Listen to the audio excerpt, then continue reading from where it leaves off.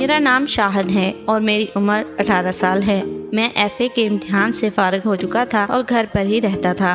मेरी अम्मी की कज़न जो कि बहावलपुर में अपने शोहर के साथ लाहौर शिफ्ट हो गई क्योंकि उनके शोहर का काम वहां पर जम ना पा रहा था। यहां आकर उन्होंने किराए का मकान ले लिया और हमारे घर आना जाना शुरू कर दिया। मेरी अम्मी उनके यहाँ शिफ्ट होने से बहुत खुश थी क्योंकि हमारे इर्द गिर्द हमारा कोई भी रिश्तेदार न रहता था। आंटी का नाम नैना था, वो जल्द ही हमारे साथ मिल गई। आंटी ने मेरी अम्मी से कहा कि मेरे शोहर काम के सिलसिले में घर से दूर रहते हैं, इसलिए तुम शाहद को कुछ देर के लिए मेरे घर भेज दिया करो, कुछ सौदा सरफ लाना होता है, इसी सिलसिले में ये मेरी मदद कर दिया करेगा। मेरी अम्मी ने मुझे कह दिया और मैं खुशी खुशी राजी हो गया। अब मैं रोज सुबह दोपहर शाम आंटी के घर चला जाता। एक दिन मैं सुबह सुबह आंटी के घर गया तो अंकल घर पर मौजूद न थे। आंटी और आंटी का छोटा बेटा बेड पर लेटे सोए हुए थे। आंटी ने नाइटी पहनी हुई थी और आंटी की टांगों वाली साइड से पंखे की हवा से उड़ रही थी। मेरी गैरत ने गवारा न किया और मैंने जाकर वो नाइटी ठीक करने की कोशिश की।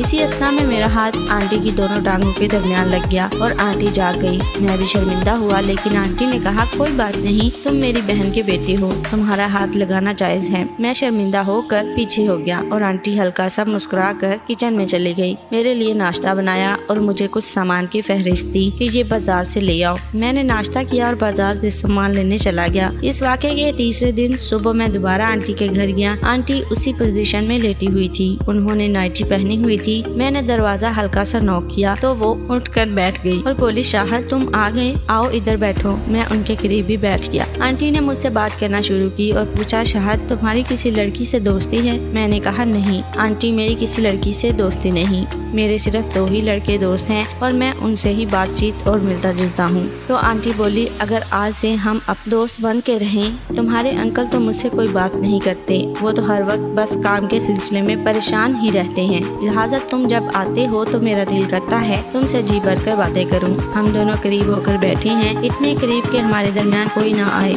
ये कहकर आंटी मेरी तरफ बढ़ी और मैं भी उनके करीब हो गया। हम दोनों ने एक दूसरे को गले लगा लिया। कुछ देर गले लगाने के बाद आंटी बोली, आज मुझे सिर्फ काफी अरसे बाद सुकून मिल रहा है। जब मैंने आंटी की ख्वाहिश का अंदाजा लगाया तो मुझसे बहुत कुछ करना चाहती थी। आंटी 8-10 मिनट मेरे साथ यूं ही चिपकी रही, फिर मैंने खुद भी आंटी को पीछे हटाया। आज सारा दिन आंटी ने मुझे घर नहीं जाने दिया। अंकल नाश्ता करके काम पर चले गए और आंटी ने मुझे अपने कमरे में बुला लिया। दोपहर का वक्त हो गया था। दोपहर के खाने के बाद मुझे कुछ देर आराम करने की आदत थी, लिहाजा मैं वहीं आंटी के बेड पर लेट गया और सस्ताने लगा। खाना खाने के बाद आंटी भी कमरे में आई और मेरे साथ ही बेड पर लेट गई। आधा घंटा हम ऐसे ही लेटे रहे। आधे घंटे बाद आंटी मेरे करीब होने लगी और करीब होते होते इतना करीब हो गई कि हमें पता ही नहीं चला हमने कब वो काम कर लिया। उस काम को करने के बाद आंटी आंखें बंद किए लेटी हुई थी। मैं समझा वो नींद में है और मैंने नींद में उनके साथ ये काम कर दिया। उनको पता नहीं चला। मुझे ऐसा महसूस हुआ कि वो सो रही हैं और मैंने गलत काम कर दिया। आंटी जब होश में आई तो वो मुझ पर ज्यादती का इल्जाम लगाएंगी तो मैं दुनिया को क्या मुंह दिखाऊंगा और ये ना हो कि वो मुझ पर केस भी कर दे। मैं परेशानी में उठकर घर चला गया। जब अगले दिन वापस ना आया तो आंटी का मैसेज आया, कहाँ हो, आज आए नहीं तुम, जल्दी से आ जाओ, मुझे बाजार से कुछ सामान मंगवाना है। मैं डरता आंटी के घर गया तो आंटी मुझे देखकर मुस्कुरा दी और बोली, कल तुम जल्दी क्यों चले गए थे? आंटी इस तरह का रवैया रवा रखे हुए थी जैसे कल कुछ हुआ ही नहीं। अब तो रोज इसी चक्कर में आंटी के घर जाने लगा। नई नई जवानी थी, जोश और जज्बा ज्यादा था। आंटी भी मेरी कमजोरी को भांप चुकी थी। अंकल के घर से जाते ही आंटी और मैं रोमांटिक हो जाते। इस तरह 2 माह का अरसा गुजर गया और मेरा रिजल्ट आ गया। मैं दोबारा अपनी पढ़ाई पर फोकस करने लगा। माँ बाप को मुझसे बहुत ज्यादा उम्मीदें थी और मैं भी चाहता था कि मैं अपने माँ बाप की उम्मीदों पर पूरा उतरूं। दोबारा कॉलेज जाने लगा तो मेरा आंटी के घर आना जाना कम हो गया, लेकिन आंटी का जुनून कम ना हुआ। मैं हर 2-3 दिन बाद आंटी के घर जाता तो आंटी का जुनून पहले से ज्यादा बढ़ा हुआ नजर आता। वो मुझे कई दफा इस काम पर उभारती जो कि मैं सिर्फ 1 या 2 दफा करने का कायल था। इसी तरह 1 साल गुजर गया और मेरे इम्तिहानात सर पर आ गए। मैं इम्तिहानात की तैयारी करने लगा, लेकिन आंटी के मैसेजेस मुझे रोज आने लगे। मैं उन मैसेजेस से तंग आ गया और एक टाइम निकाल कर आंटी के घर गया और उनसे बात की कि अब मैं आपके घर नहीं आया करूँगा। आपके और मेरे दरमियान जो कुछ भी था वो खत्म हो गया। अब मैं अपनी पढ़ाई पर ध्यान दे रहा हूँ। मेरी जिंदगी और मेरा कैरियर मेरे लिए सबसे ज्यादा इम्पोर्टेंट है। बगैर कुछ देर किए आंटी ने मुझे एक वीडियो दिखाई जो मेरे और आंटी के दरमियान ताल्लुकात की वीडियो थी। मैं हैरान और परेशान हो गया। मेरी आंखें फटी की फटी रह गई कि आंटी मुझे हासिल करने के लिए किस हद तक जा सकती हैं। मैंने आंटी से कहा, आखिर आप चाहती क्या है? आंटी एक ही डिमांड थी कि तुम रोज मेरे घर आओ और मेरे साथ ताल्लुकात बनाओ। इनकी ये बात सुनकर मैं मुंह लटका कर घर आ गया। अब मैं रोज आंटी के घर जाने लगा। कॉलेज से आते ही उनकी तरफ चला जाता। 1-1.5 घंटा गुजारने के बाद अपने घर आता, खाना खाकर कुछ देर आराम करता, फिर एकेडमी के लिए चला जाता। रात देर तक पढ़ता रहता क्योंकि मुझे अपनी जिंदगी और कैरियर बनाना था। मैं आंटी से अब छुटकारा पाना चाहता था। दिन रात यही सोचता रहता कि ये जो 1-1.5 घंटा जाया होता है वो भी ना हो, लेकिन आंटी किसी सूरत में मुझे छोड़ने के लिए राजी ना थी। एक दिन रात को मैं पढ़ रहा था कि आंटी का मैसेज आया, क्या कर रही हो? मैंने कोई जवाब ना दिया। चंद सेकंड बाद दोबारा मैसेज आया, क्या कर रही हो?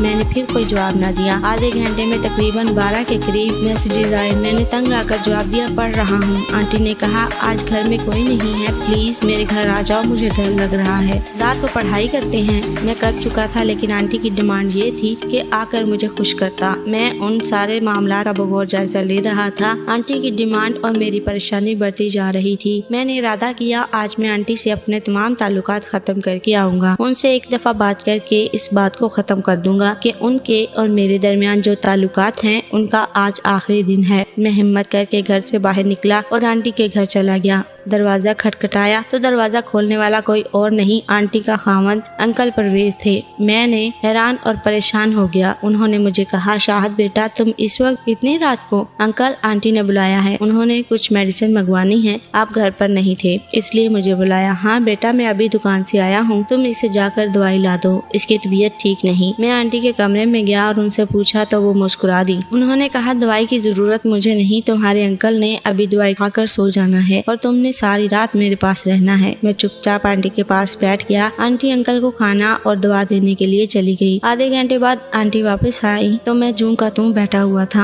आंटी ने मुझे कहा कि जूते उतार कर बिस्तर पे लेट जाओ। मैं जूते उतार कर बिस्तर पर लेट गया। मैंने आंटी को कहा, आंटी मैं अब इस काम से छुटकारा पाना चाहता हूँ। मेरी जिंदगी और मेरा कैरियर, इसके लिए बहुत मेहनत करनी है और आप इसमें रुकावट बन रही हैं। मैं हर वक्त आपके पास नहीं रह सकता। आंटी मेरी बातें सुन रही थी और आहिस्ता आहिस्ता अपने कपड़े भी उतारे जा रही थी। वो कपड़े उतार कर मेरे सामने लेट गई। मैं शर्मिंदगी से अपनी बातें किए जा रहा था और वो मुझे अपनी तरफ बुला रही थी। जब मैं चुप हो गया तो वो फिर बोली, अच्छा तुम इस काम से छुटकारा पाना चाहते हो तो मेरे पैसे मुझे दे दो। इस 1.5 साल में मैं तुम पर 7 लाख रुपया खर्च कर चुकी हूँ। हर महीने तुम मुझसे अपने जायज और नाजायज ताल्लुकात के पैसे लेते रही हो, जिसके मेरे पास सबूत भी हैं। अगर कहोगे तो ये सबूत मैं तुम्हें मुहैया भी कर सकती हूँ और अगर कहोगे तो ये सबूत मैं तुम्हारे वालिदैन को भी दिखा सकती हूँ। मेरी बात सुनो, ये मामला जिस तरह चल रहा है इसी तरह चलने दो और जिस दिन ये मामला बाहर निकला तो बदनामी तुम्हारी होगी। आंटी की बातें मेरे कान में शीशा पिघला रही थी। उनकी बातें सुनकर मुझे गुस्सा आ रहा था। वो मुझे इस काम के लिए बहका रही थी जो काम मैंने अपनी मर्जी से शुरू किया था, लेकिन आंटी की मर्जी पर खत्म होने का नाम नहीं ले रहा था। मैं घर से फैसला करके आया था कि आज मैं इस काम को खत्म करके रहूंगा।